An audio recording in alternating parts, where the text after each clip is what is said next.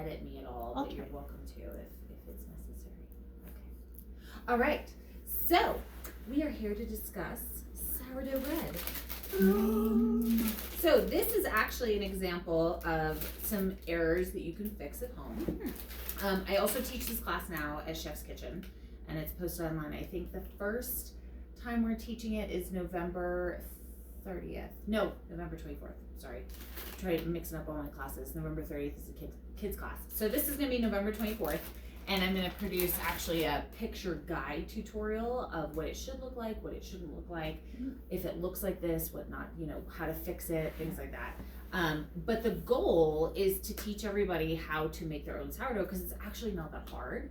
And I built this recipe at altitude, invented the method myself, and then failed at it for 10 months before. I mean, not failed every time, tweaked it. But like I tweaked it, I built it. I was like, okay, that needs more flour. Okay, we need less water. We need more starter. So for me, this is absolutely labor of love, and now I want everyone to have it. So I'm like, come to class, learn all the things, and let's dispel some myths too. So, because this is actually a tool I never use. I use my KitchenAid stand mixer. That felt like a bit much to bring.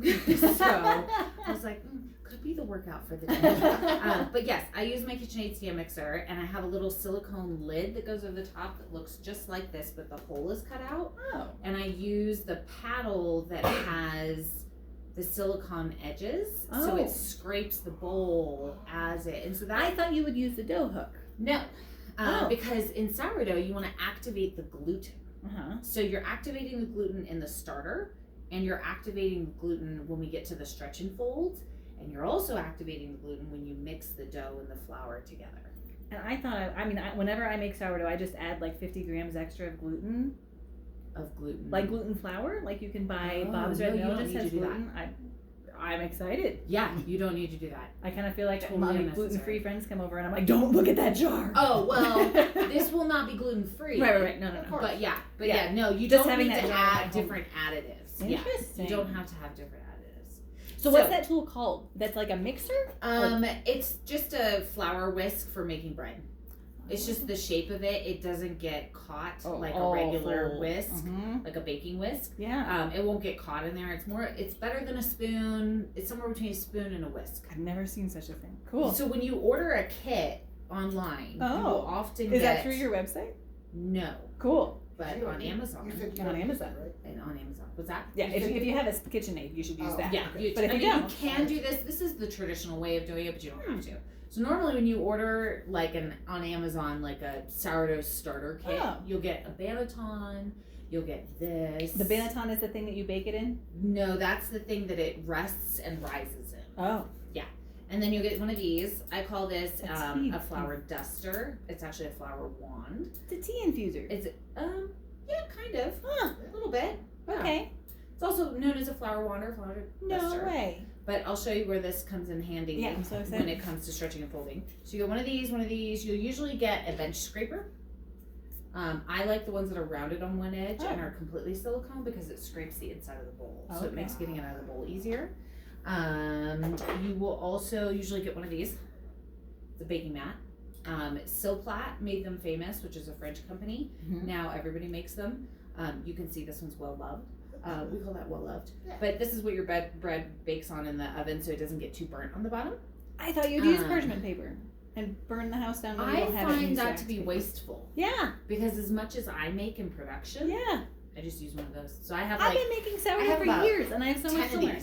Cool. 10 of these, one of these, my sourdough jar.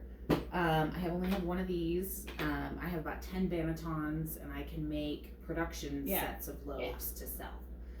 But usually it comes with those things. Why do you like that jar more than just like a canning jar with a napkin rubber banded over the top, which may or may not be what I use? I love this jar. Why? Because it's high yield. Yeah. So, and the fluted edge of it makes it really easy to scrape. Yeah, I do like that. And to mix and all those kinds of things. That might be on my Christmas list now. Yes, I make this is called a 50 ounce. This is a 50. It's the biggest one they make. And I also like this because it's got a temperature gauge on it. Oh my goodness. And it came with the band. What is the band came for? with this. What is the band for? So the band, so we'll go through that in the steps. No, you're good. You're good. So we'll go through that in the steps. The band just helps you keep track of when you last fed it, and that way you know when it's active. Huh. So if you last fed it yesterday, you can actually do the little time markers. Oh. This one also in particular helps you start a starter, because when you start a starter, you mix flour and water, right, and then you feed it once a day for 7 days. You can't use it until it's been fed and it's actually active. Otherwise, you'll really mess up your stomach. So I like this one because you feed it twice a day because you're in a hurry. Once a day is sufficient. I may have done that. Okay. Because you really want to make sourdough soon. So we'll get to that. Cool. There's a trick for that. I'm excited. So for the last 10 months, I became obsessed with it. Yeah. In addition to all the other cooking. Oh my goodness. And so then I realized, I was like, well, let's figure out what happens when you do this. And let's figure out what happens when you do that. And let me intentionally mess it up so that I can tell you how to do it faster and quicker. I'm so excited. Okay, so starter kit usually also comes with 180s, but it's much smaller. Okay. This is production kitchen size. So like I have to make 40 loaves this weekend. So over a course of 4 days, I usually make between 10 and 20 loaves a day. So this bad boy is as big as it is for that reason. So the other thing that I did and I learned over the last 10 months. Is that like a cotton, like a shower cap kind of thing? Cool. It came with it. Yeah. But you can also do this one. I don't recommend doing this breathe at altitude. What's that? But it has to breathe. Right. Okay. So I put mine on the side. Okay. But like that. Good in it. So that way it can go over the edge. I also leave mine in my oven or in my microwave. Where it's warmer. If your kids don't Even without a light. Don't turn on the oven without looking. Yeah. So when I put it in the fridge, you can actually put it in the fridge with the silicone lid. Where it's not growing. And then it's definitely inert. Nice. For the next however long. Usually you shouldn't go more than 2 weeks. If it turns green or throws any mold, then it's done. Like there's no way to save that. You just have to let it go. That's a let go situation. So the band was where it was because that's what happened this morning when I fed it. So if I feed it and leave it on my counter and I keep my house around 68 degrees, it will take about 3 hours to double. Cool. When it doubles over the band, because I put the band right at the edge. The top of the band is at the top of after I've mixed it and cleaned my jar. Yeah. Just cleaning your jar, just scraping the excess. Don't try to clean your jar because all these extra bits that you see here on the side, those are like highly packed with yeast. Yeah. So you never want to like wash it out and start over because you're wasting good yeast. Unless you have the green growth. Unless you have green growth. In which case, I would probably throw out the whole jar. Wow. Just because it makes me nervous. Makes me. I mean, I'm also producing bread for people, so I want to be really careful. Good call. So if I feed it and leave it on my counter because my house is about 68, it'll take about 3 hours. If I stick it in the oven, because remember when yeast is activating, it produces a gas, and that gas actually warms the space as well. Just like if we breathe in, to a paper bag and all the carbon monoxide. Anyway, it's actually warming the temperature. So you don't have to turn on the oven light. You don't have to turn on the microwave light. Definitely don't turn on the microwave because then you'll kill it. So heat will kill that bacteria and the yeast growth. But you can stick it in your oven and you can leave it in there. Just try not to forget about it for more than a day. You can also, and if you do that in the oven, in my oven, it'll take about 2 hours, but it's a pretty big, it's larger than normal standard oven. If you turn the light on, for me, it only takes about an hour and a half. Wow. So those are good ways to speed up the process naturally. Nice. You don't want to turn on the oven and like turn it into a proofing oven because then you're also killing the bacteria. So the bacteria, speaking of which, so I just learned because I was doing a panel for the Women's Expo. Part of what makes sourdough so good, we like generally know that it's good for gut health and that it doesn't have any preservatives. All those things make it good, but it's actually something called Lactobacillus reuteri. Lactobacillus reuteri is triggered in mother's milk through blood vessels from the colon when the mother is breastfeeding. So this is literally the same thing as far as benefits, not all the benefits of mother's milk, but it's as an adult creating a similar bacterial benefit and lactic acid in your gut. And that's actually what makes it better for you and produces better gut biome for you to break down other foods, which might be Chick-fil-A. But when you bake it, doesn't it kill all the lactobacillus? No. What? It does not. But baking always kills things.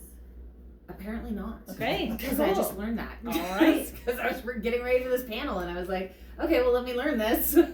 So Cool. no, it doesn't kill all of it. Wow. In the sourdough process and the starter and the rising, and that's why you don't want to skip any of those steps. You can speed them up, and that's kind of what I've done here is you can speed it up, but you still want that process. Yeah. Because it's triggering the same lactic acid in your gut that's creating a different and better balanced microbiome. Cool. So prebiotics and probiotics all yes, in one. Exactly. So this is an active starter. So I started it this morning. And how did I activate it? So if you don't have time, the best way to start with a starter is there's a company called Breadtopia. So on Amazon, they will sell you these little packets that are about yay big. Don't order it until you're really ready, like you have a couple days where you can actually get it started because it can die in the packet. But when you order it, it comes speedy shipped the next day. You tear open this packet and it is ready to go starter.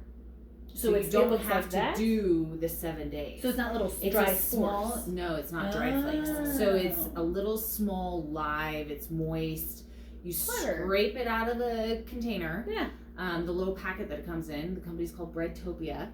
Stick it in your starter jar. Add your flour and your water. Wait a day. Add your flour and your water. And on the second day, you'll be ready to go. Huh. That's why I say make sure you're not going to order it and then you're leaving on vacation. It's going to sit in your mailbox because then it'll be dead by the time you get back. So that's a long time ago. That's how I got this one started. I've been using this one for over a year now. There's different kinds of starters. In what way? You mean like whole wheat? Yeah, I've seen whole wheat and I've seen more like Danish. Yes. And I feel like there's different countries that have their starter. Mm-hmm. What is yours? What do you have? Just generic. Flour and water. It's real simple. At this point, I use my discard, which we'll talk about in a second, to make other things. But for the most part, because of the way the business is, I use so much just to make so many loaves of bread for people that I really haven't dove into whole wheat and because the business is a cooking class and meal prep and sourdough, and it's I'm not just sourdough. So I would love to spend some time with someone like the sourdough lady on Instagram because she makes so many amazing. I just saw an orange cranberry focaccia bread, and then where she substituted some of her starter for orange juice or something like that. I was like, that sounds amazing. I love everything orange cranberry. I just never find the time. Yeah. I'm I do this really well. I make tons of meals, teach tons of classes, and I just haven't had time. So maybe over Christmas. Maybe. Anyway, when you feed your starter, this is a cardinal rule. You cannot play with this one. Equal parts flour and water. By weight. So, I love this little guy from OXO. I love the whole OXO line, but this pops out in case you have a larger bowl. I know exactly what you mean by needing a bit for a bigger bowl. Yes. Genius. OXO started doing this. You can actually find ones at Walmart like this, but I just am obsessed with the entire OXO line. Is that magnetic or close? Yes, it's magnetic. I love it. Yeah. So you definitely want to scale. Yeah. I have been writing this recipe for so long. I have figured out what the proportions are by volume, but I cannot ensure the same precision unless you follow certain cardinal rules. I mean, the dryness of the flour even. Right. So by volume, which is how we measure in the U.S., which is teaspoons and cups and things like that, and ounces, is never going to be as accurate as grams. Yeah. Grams is the European method. There are 28 grams in an ounce. But if you go, the best way to do this, and I teach this in class, the best way to find out, to really see the difference is to take a cup of nuts and put it on the scale and see how much it actually weighs, and then weigh the same amount that you're looking for, a full cup, which is 250 grams, and actually see what the volume is of those nuts because of all the airspace and particles. Yeah. So same thing with flour. Flour is going to have more airspace and particle than something really dense like water. So you don't want to try and do a half a cup of water and a half a cup of flour. You're not going to get the exact same measurements. No. And what will eventually happen is you'll end up with a runny starter. So this starter looks like, we'll use this. This starter is nice and thick. So you can see how gelatinous and thick that is. So it strains down. That's all the air that has built up when the yeast is munching on the flour and the water and it's growing. So that's what your starter should look like. It should be really goopy and sticky.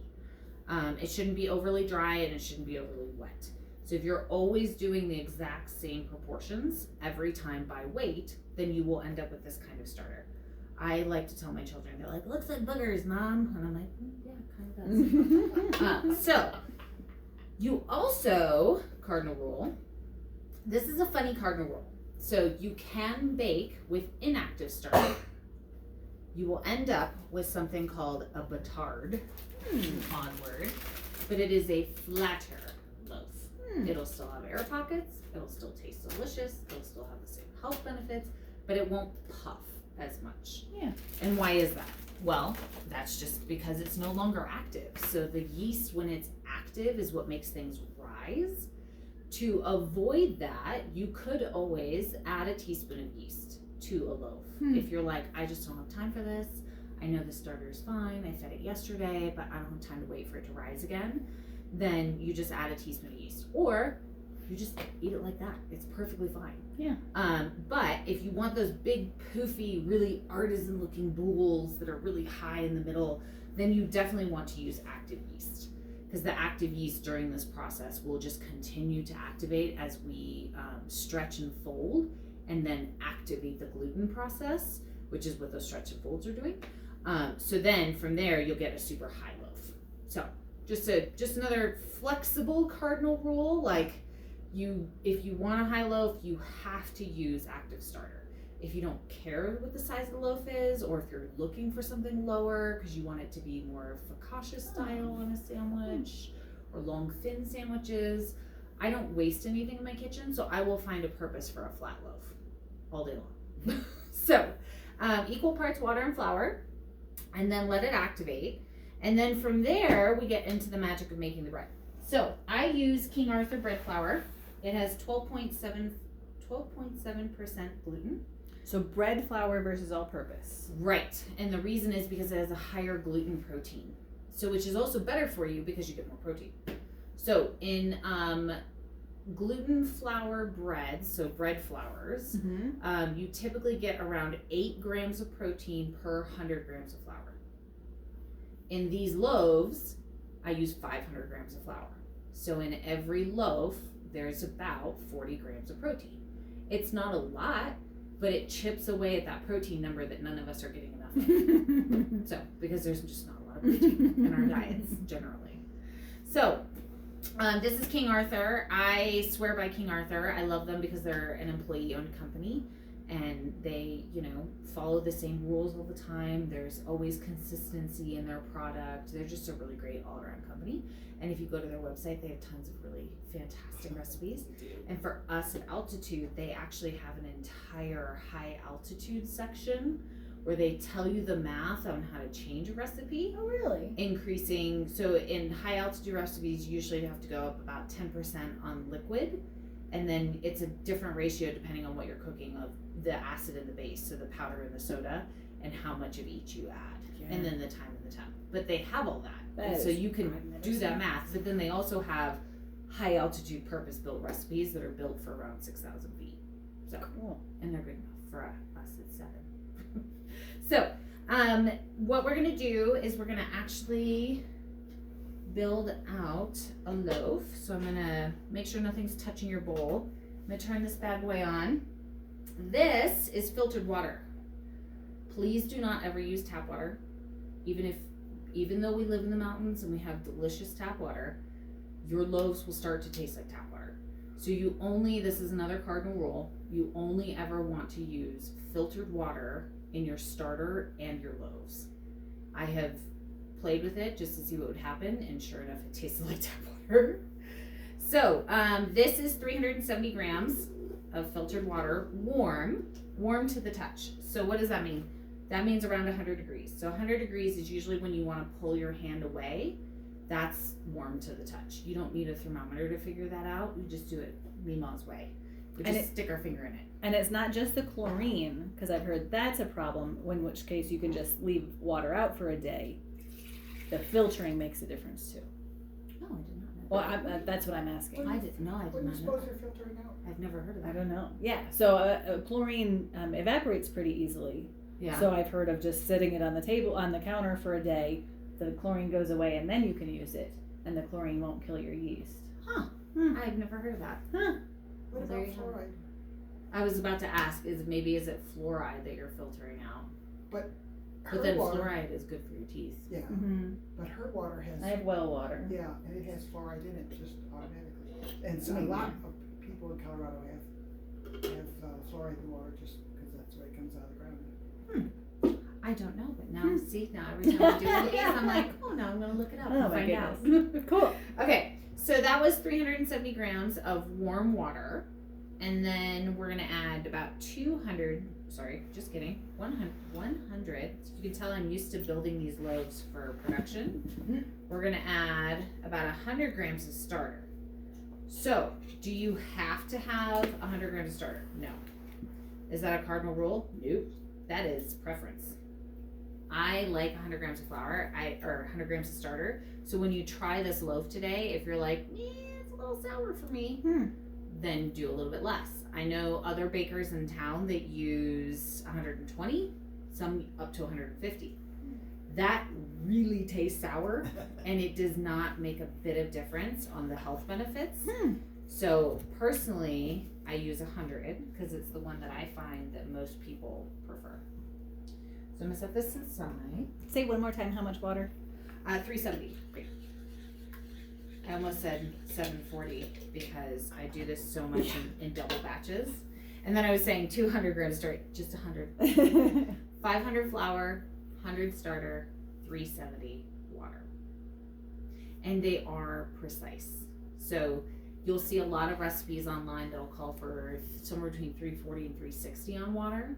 The extra water is that hydration requirement at altitude. Cool. So, okay, so this should look somewhat like this. You know, we've mixed it a little bit. It's still floating. That's because it's really active yeast. I'm just gonna give it a minute.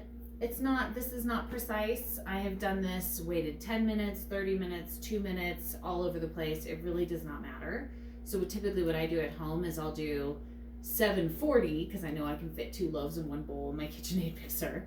I'll do 740 and 200. I'll walk away and do something else. I'll come back and then I'll add 1,000 grams of flour. So these 40 loaves that you're making this weekend, that will be 2 at a time. Yes. Well, 2 at a time in that mixer. When I'm in the production kitchen, then you can make more? I have a 20-quart mixer. So how many loaves is that? I can usually make about 10 loaves in one batch. That's really cool. And then what I do is... Can you get into that bowl in the mixer?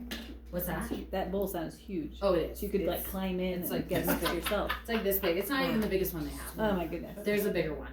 But it's about yay big. And there's a giant paddle, and you have to like get it in there and hook it on, and it's muscle for sure. And then I have to take the whole thing, which is, I mean, 8 loaves would be 4,000 grams of flour, and I mean and we're talking like 280 something water and 800 starter, which basically cleans out my jar, which is a great point. Oh yeah. If you ever are making a bunch of loaves, like say for gifts or something, you clean out this jar. Don't worry about it. Don't freak out.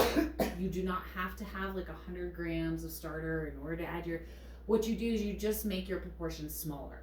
So I did that yesterday. So I had essentially an empty jar, meaning there was goop all on the sides and on the bottom, but it was just a single layer. There was not enough to make any more loaves. So what I did was I went 50 grams of flour, 50 grams of water, just so to make sure that active yeast was still outweighed the flour and the water.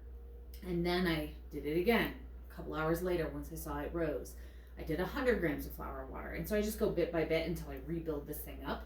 And it explodes all the time over the edge. I mean, that's why I have the silicone lid, and I've scraped so much starter off the bottom of my oven. Glue. Yeah, it's glue. It's glue. And I'll like look at it, be like, oh, sweet, we're close to the top. I better get ready to make bread. And then I'll get distracted by a soup or a braised chicken or something, and I'll come back 30 minutes later and be like, oh, I knew better. So there's your time for your flour. You're like, and one more question on the water. Where do you Yes. get your filtered water? Do you buy it by the gallon? Is there a filter in your kitchen? Yeah. My fridge. Oh, like a Yep. Just a fridge filter. Fridge filter. Perfect. Yeah, a Brita. A Brita. As long as mine's, it's one of those automatic doodads, just comes out of my fridge. As long as you're replacing that filter when you're supposed to. Right. So a lot of people like put in a filter and they're like, this is good for It's the next fine. 30 years. No, it's not. It's not. It's based on how much water output goes through it. Cool. So now we're going to do 500 grams of flour. So when I use all-purpose and add gluten flour, I wonder if I'm making my own bread flour. Huh. You are. Cool. Yeah. Yeah. You are. I wonder if I have the proportions right. Well, how does your bread turn out? Do you like it? Yeah. Then it's good. That is good. I teach a lot of common sense cooking. Like, if you like that, that's great. In fact, mostly I burned bottom, so the baking is important. The baking mat. Man. You need a silicone. Okay. So 506, I'm going to take some out. Oh, and it's on me. But it's not on purpose, so it's cool. Wait, vacuums. So 500 grams of flour, and now we're just going to mix. And this is the way Grandma used to do it. Oh.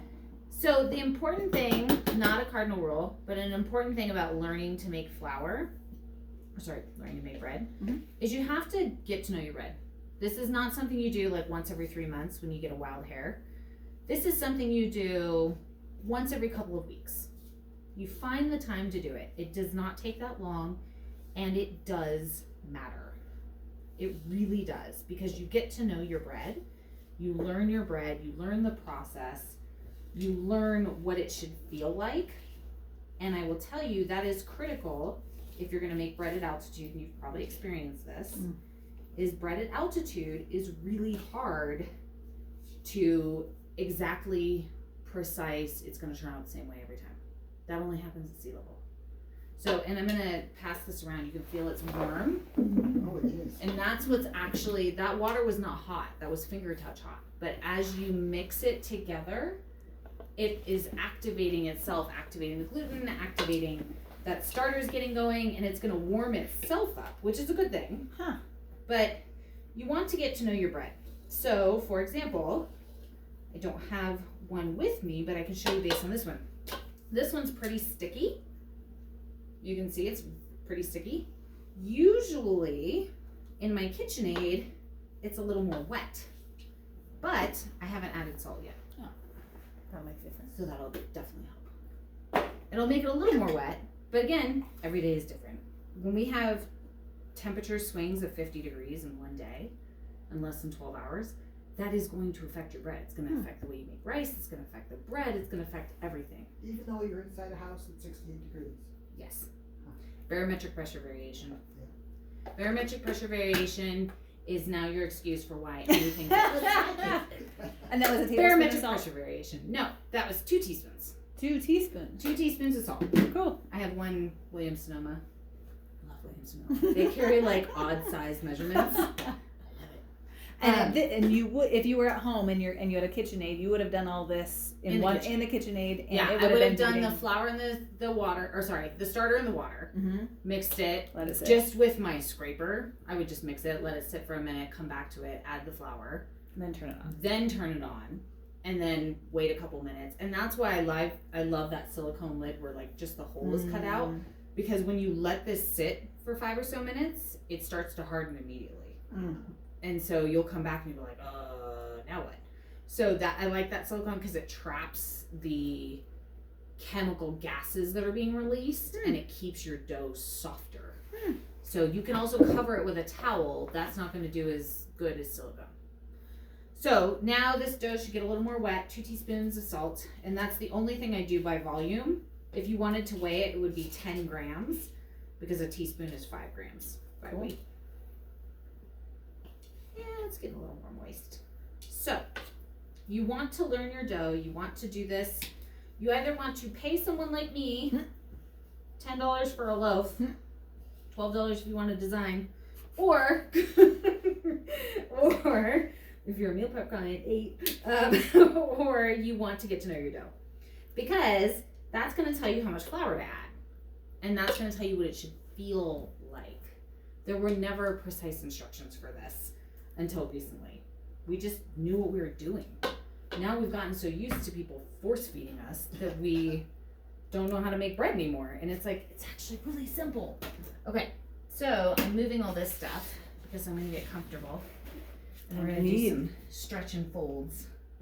So does your KitchenAid do stretching and folding, or do you have to do this by hand every time? So I do this by hand every time. Wow. So in a production kitchen, I have a big kitchen scale. I have a big kitchen scale. Mm-hmm. And what I do is I actually measure out. So I'll mix it in the 20-quart mixer. I'll dump that huge load of dough onto a stainless steel table. And I will sit there with a scale and usually a metal bench scraper. And I'll cut chunks, just like you might see it on Instagram. That is literally what it looks like in a production kitchen. Somebody is making that food. And you'll stretch and fold each portion at a time. So I like to, you will see people who do nothing but sourdough, and they'll do what they call bowl folding, where they'll pick it up from the sides and they'll let it naturally fall and slap back into the bowl. That is technically the same thing. I don't know if it's that my method is just incorrect or something. It's never been as good as when I measure out each hunk of dough, because I know that each loaf of bread should be 1025. So I'll take the big scale and I'll do cuts.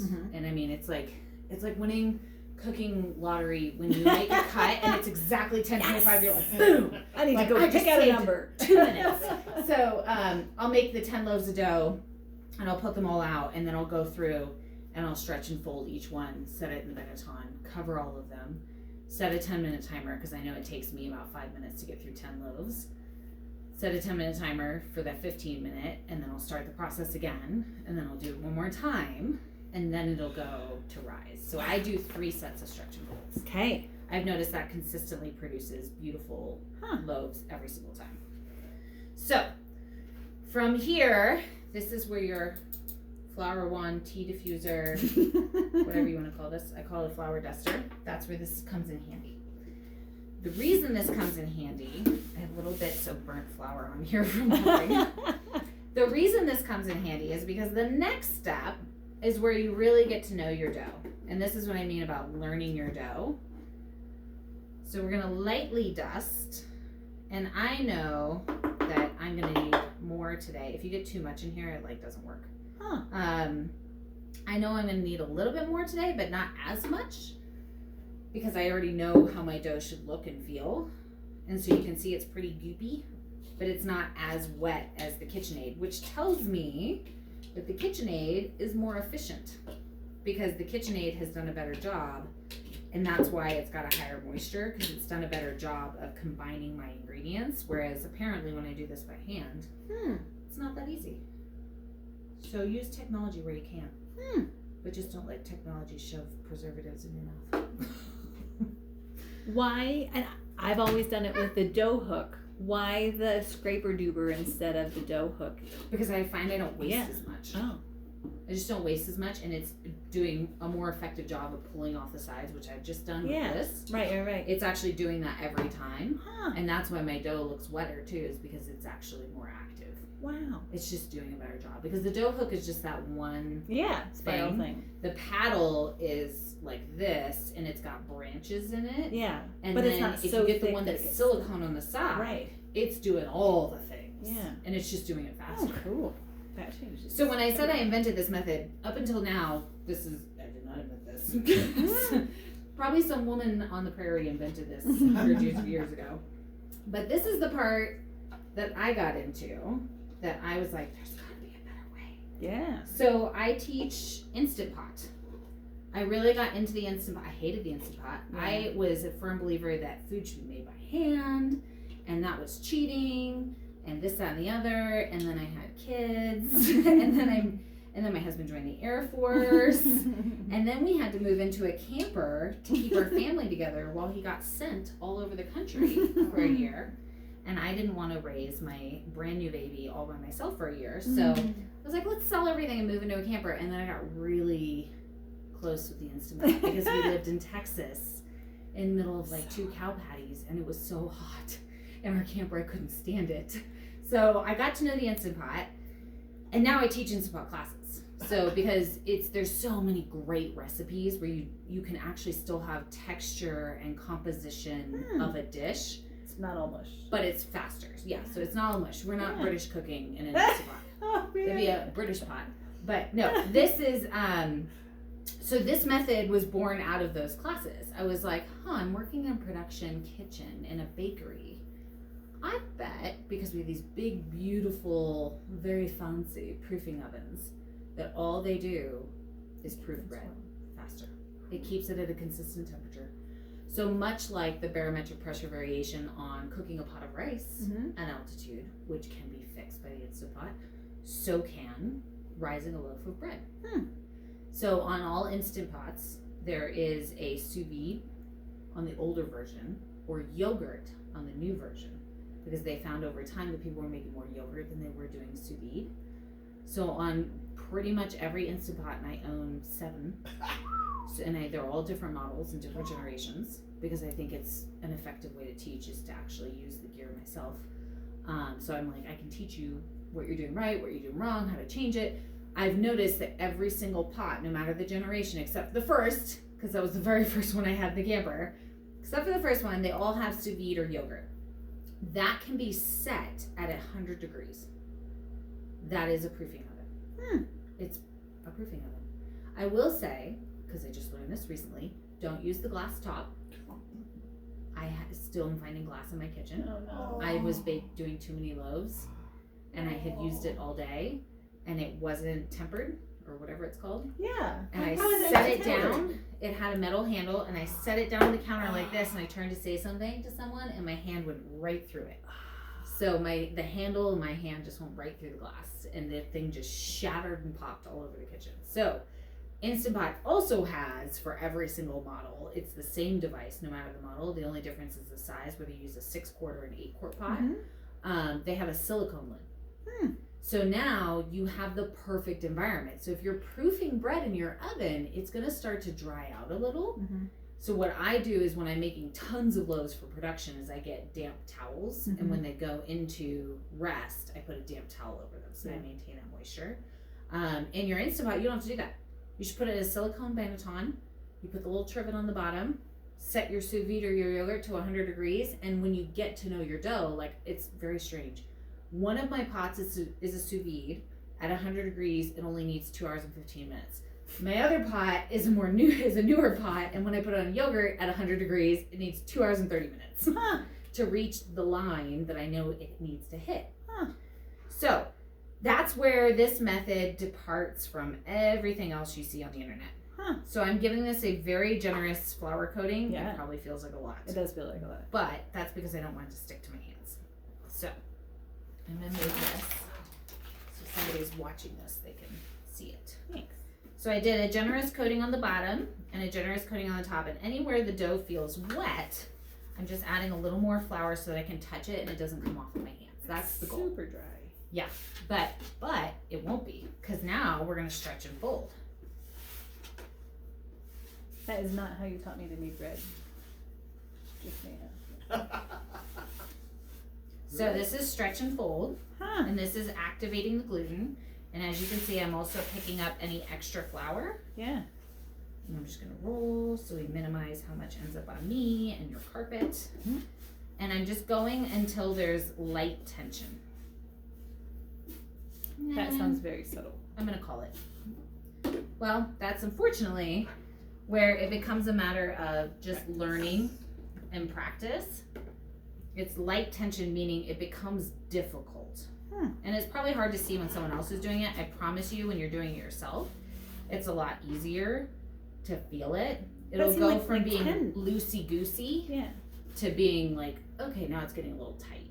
But that was like 10 of them. That wasn't like 5 solid minutes of kneading and kneading and kneading. My 5 minutes comes from doing 10 loaves. Right. But I'm thinking of all the other recipes that I'm like, I do not have time to knead bread for 5 minutes. Awesome. Now we're just going to let it rest. Okay. For about 10 minutes. Yeah. Which I don't have a watch on me. And then we're going to do it again. And then we're going to do it one more time. Yeah. And then we're just going to go in the banneton. We're not even going to mess with it. We're not going to shape it and tighten it and do all the. No, we're not doing any of that. We're just gonna drop it. We're not gonna dust the banneton. We're not gonna put the fabric cloth in the banneton. We're just gonna get a silicone banneton, and we're just gonna drop that bad boy in there, and then it's gonna go in an instapot for 2 hours.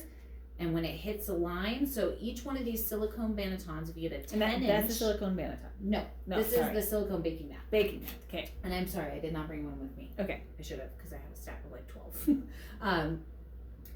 Each one is a 10-inch, this is what you find on Amazon, a 10-inch silicone banneton. Okay. And they're like this shape, not the round one, whatever this shape is. Yeah. Oblong? Yeah, sounds good. We'll call it oblong.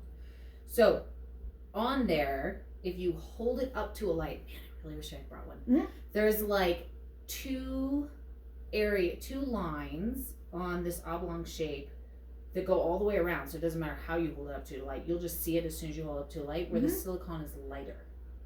It's thinner.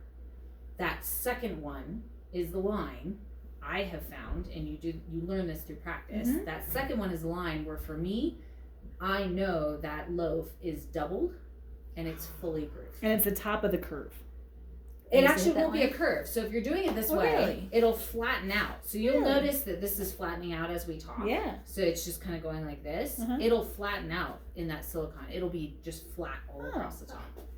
And that would make me worry that I'm going to end up with a flat loaf, but it's going to... Now, if you let it go all the way to the top of that silicone banneton, that's overproofed. Yeah. Overproofed is a cardinal rule. That is how you get a batard.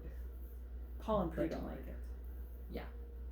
I mean, I find that if you make them into little sandwiches and like grilled cheese, and then you cut them in half, nobody notices. Tastes the same. The voice of experience. And there's cheese. And butter.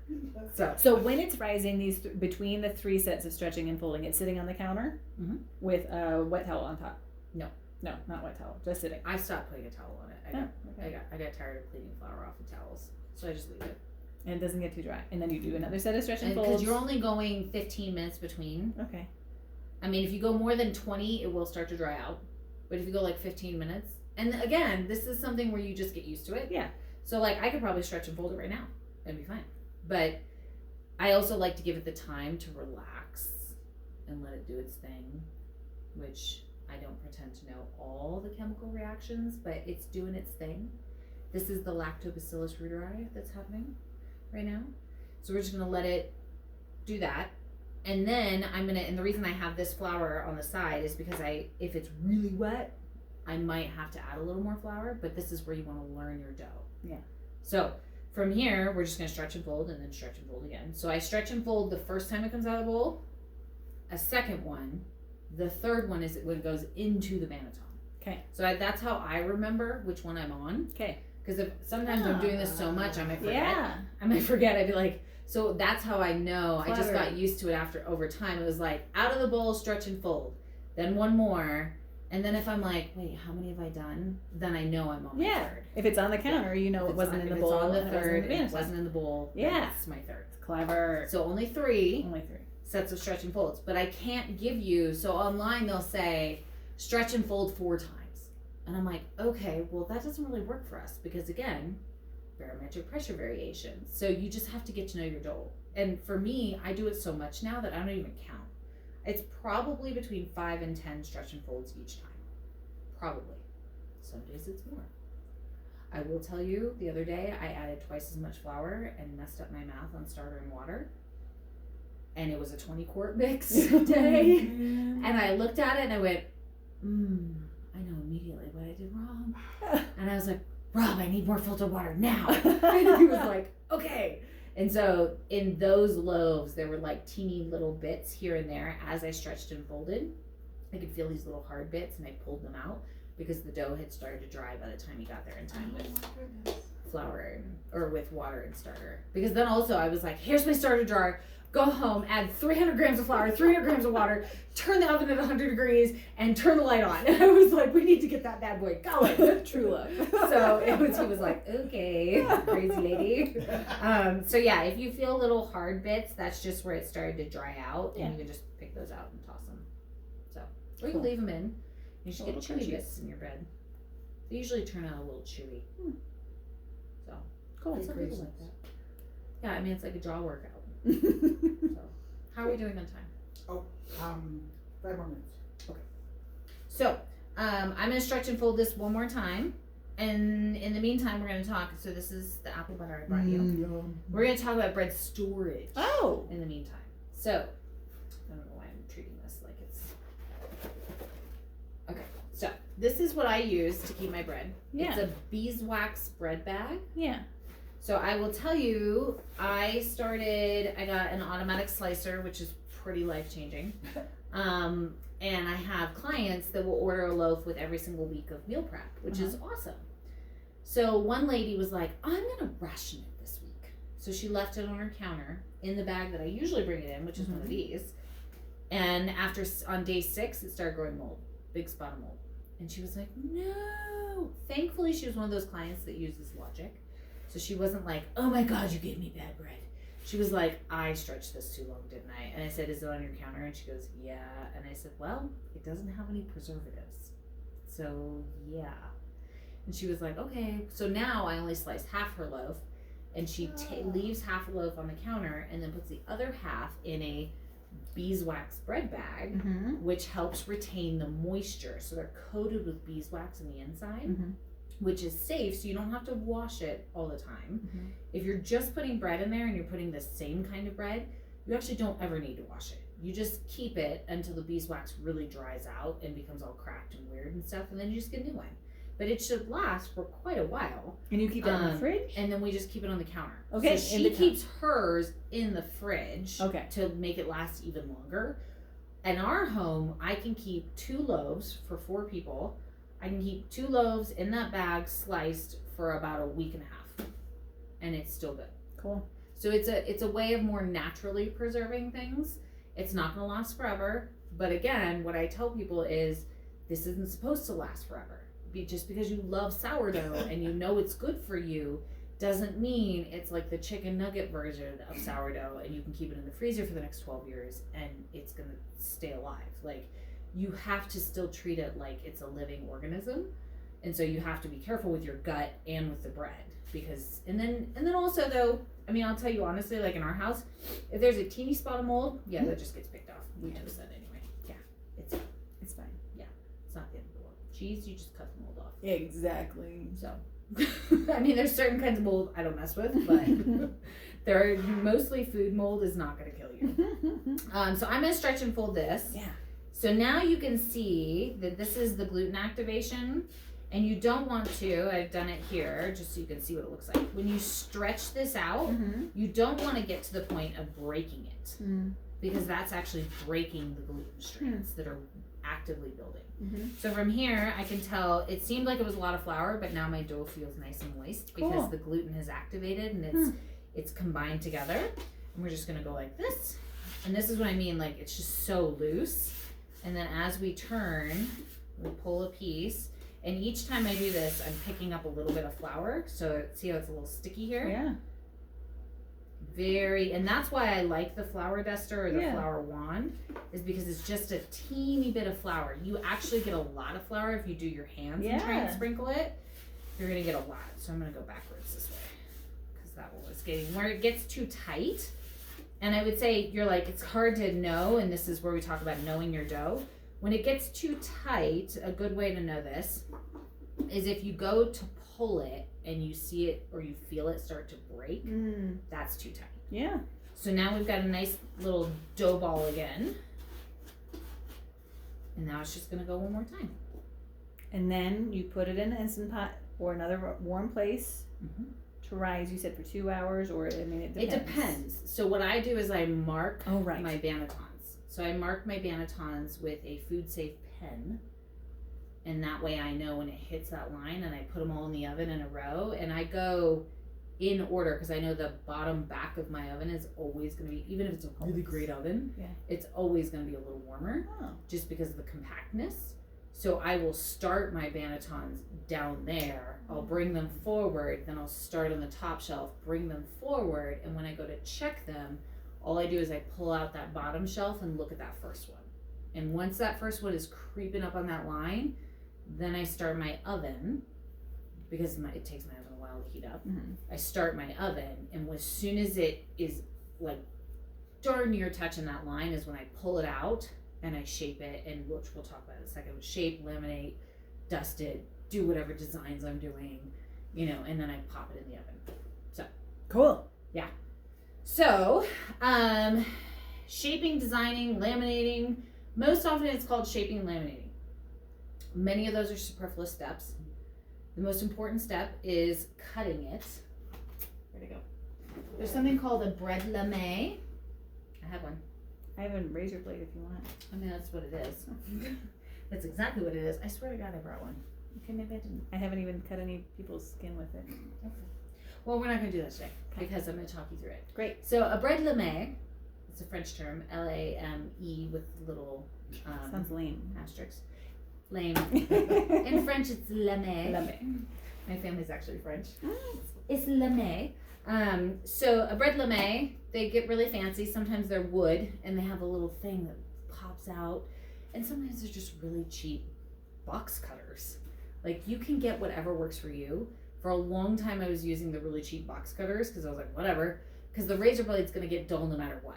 Mm-hmm. Now I use like a mid-grade. I don't use the Rolls Royce version, but I use a mid-grade because I found that the lames had a longer stick and a wider spot where your thumb goes, and it gave me more control.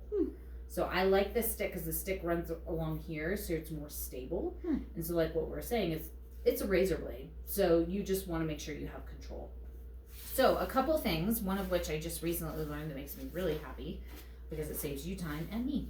Walmart carries a 15-inch turkey roasting pan, super lightweight, for $17, $17.72. That is the best bread roasting pan I've found. I used to make them in a Le Creuset du Faux. Du Faux are this fancy French roasting pot that has a concave lid and little nipples on the inside of it, and you put ice on top of this concave lid, so when you're roasting like a chicken, it creates moisture and keeps it moist while you're roasting. Sounds awesome, right? Well, I was like, well, that could totally be used for bread. So I started doing all my bread loaves in there. Yeah, guess what? They're like $600. Yeah, okay. So, and they're heavy. Like, they are so heavy. I was like, there has to be a better way. So I went to the internet and I found roasting pans worked really good. And then I bought the cheapest one I could possibly find at Walmart. I was like, let's see if this works. It works fabulously. It is fantastic. I now have like 15 of them. Do they and I just fill fill all the ovens in the production kitchen with all these little roasting pans, and away we go. Now, I will tell you, I've tried again and again and again. I still haven't figured it out. In my mini oven, like a little mini toaster oven, I've tried with a mini clay bread. Gosh, what are those things called? It's like a flat clay. It's supposed to redistribute heat more evenly. Oh, yeah.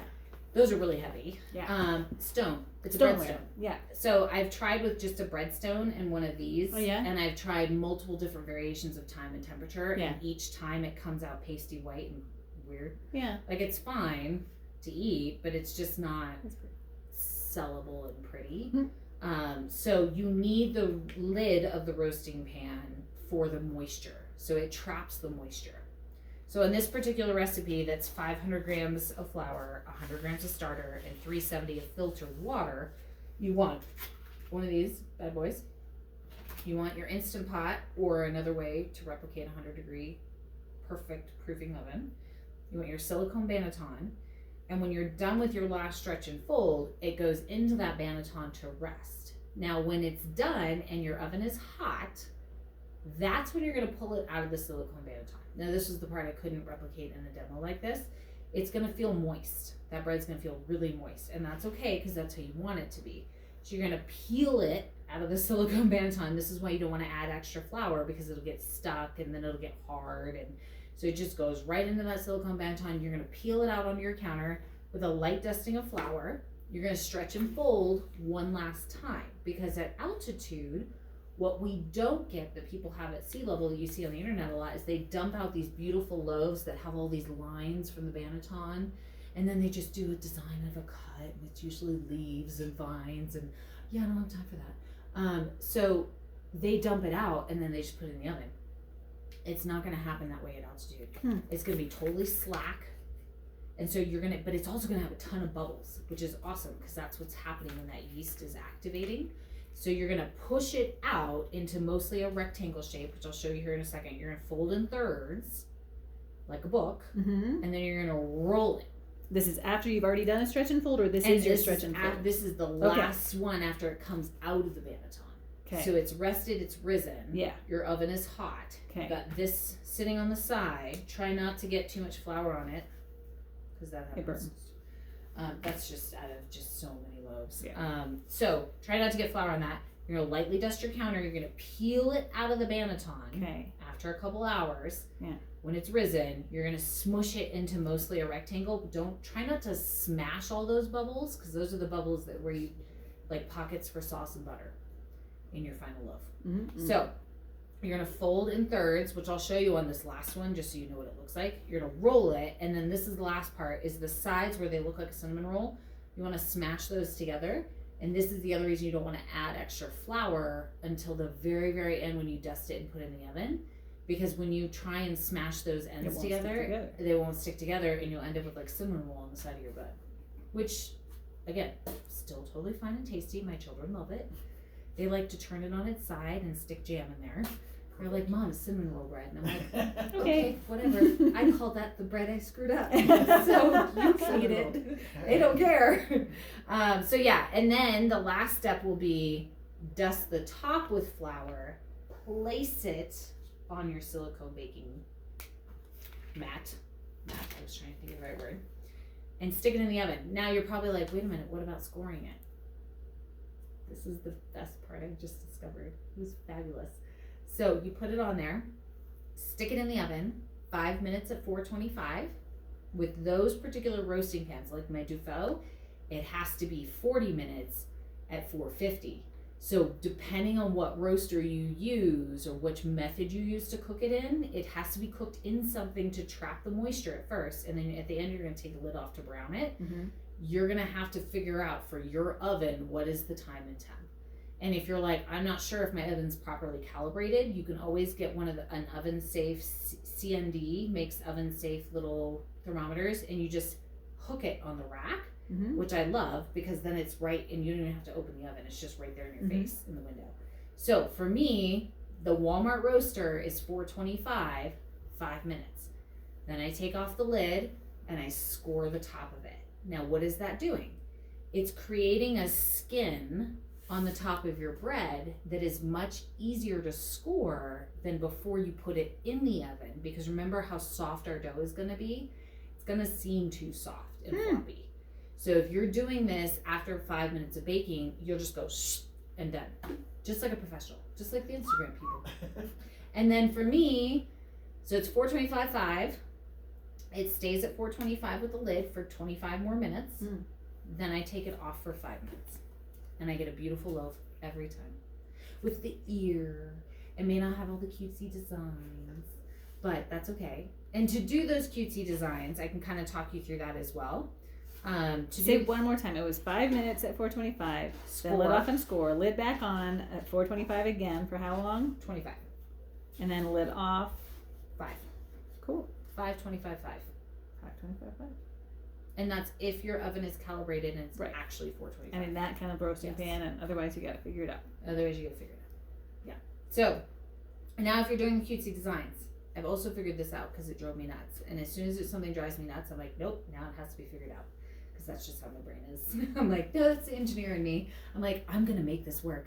So scoring, we talked about, is actually easier after it's baked for 5 minutes. Uh-huh. If you don't want to score it and you want to do a cute design because you're giving them away at Christmas, you're going to follow these steps. So it's harder to pull out. This would be a lot easier. Your rectangle square-ish is going to look about this big after it's actually risen. I'm trying to do this without ripping my dough. Sometimes you can shake it. Okay. So imagine this is a larger rectangle. So to fold it, you're going to go like this. 1/3, brush off any extra flour, because that'll be on the inside of your bread. Brush off any extra flour. Turn it, roll it, and this right here. And see how when I pull back, I'm also pushing down lightly because that's picking up flour on the bottom of the loaf, but it's also helping to seal that bottom edge. Ah. And then you see that cinnamon roll? Cinnamon roll. I just go like this. So even on a bigger loaf, would you curve it around or something, or you just scoosh it down? I just scoosh it. Scoosh it. I scoosh it because I like you don't have to do this. Mm. If you want those really big, beautiful bubble loaves, don't do that. Okay. I do that because most of my clients like them sliced. And then that way you get more even sized pieces. So you can see it's already working. Did you see that bubble? Yeah. There's one bubble, there's a bubble, there's a bubble, there's a bubble. Huh. So when you pull this out of the Banton, you're gonna have loads of bubbles. You're gonna be like, yes, I did it. So that's your loaf. Now if you wanna do a design, they come in these little plastic things. But I found out it works better if you take a spray bottle just from the dollar store of filtered water, spray it out of the side, because for whatever reason it's worth the first time you use it. Spray it off to the side a couple times, and then you do a light spray about yay high. Then stick your little design guide on there. Oh. Take this all over the top, not too much, and then very gently lift that off, and you'll have a beautiful design. Now, you can stick it in the oven and score it after 5 minutes, even with a design. You have to make sure you go around the design. I recommend if you're doing a design to score it, then stick it in the oven so you're not messing with it too much, because what's happening with that design is it's baking the flour on. And I'm going to stick this right here, and I'll show you what they look like. Yeah, and that's coming up. Okay. All right, so this is what the designs ultimately look like. You can imagine so this is what production bread looks like. Nice. Yeah. Lots of loaves. And those I don't do designs on unless somebody's like, I want a design. I'm like, okay, that's $12 because those drive me nuts. But I can do them. They just drive me bonkers. And then, oh, here we go. There it is. So you can see it's literally baking the flour on. And you do the stencil. So I find it better to do the stencil, score it, even though it feels like you're kind of tearing the bread. Do the stencil, score it, then stick it in the oven. Cool. So for this one, I did scores here and here. Mm-hmm. From this one, I just did a big ear on the side. So that's what the stencils look like. And you don't need a lot of stencils because as soon as you use stencils, you're gonna be like, this is obnoxious. So get yourself a pack of 4. Don't get 32 different patterns because it's just annoying. And you're like, and I'm never gonna do this again. So that is kind of it. Ta-da! That covers all the elements of sourdough.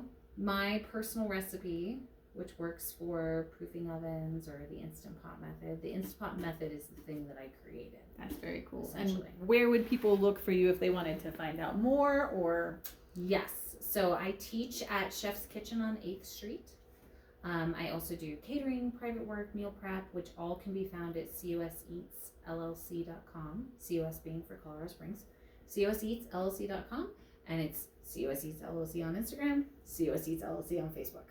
And then I'm tapped out because I don't even like social media. So you can see my social media is rather light and growing because I'm like, that's the thing I do when I have copious amounts of time, which never happens. So making bread is more fun. Yeah. Thank you, Chef Abigail. You're welcome.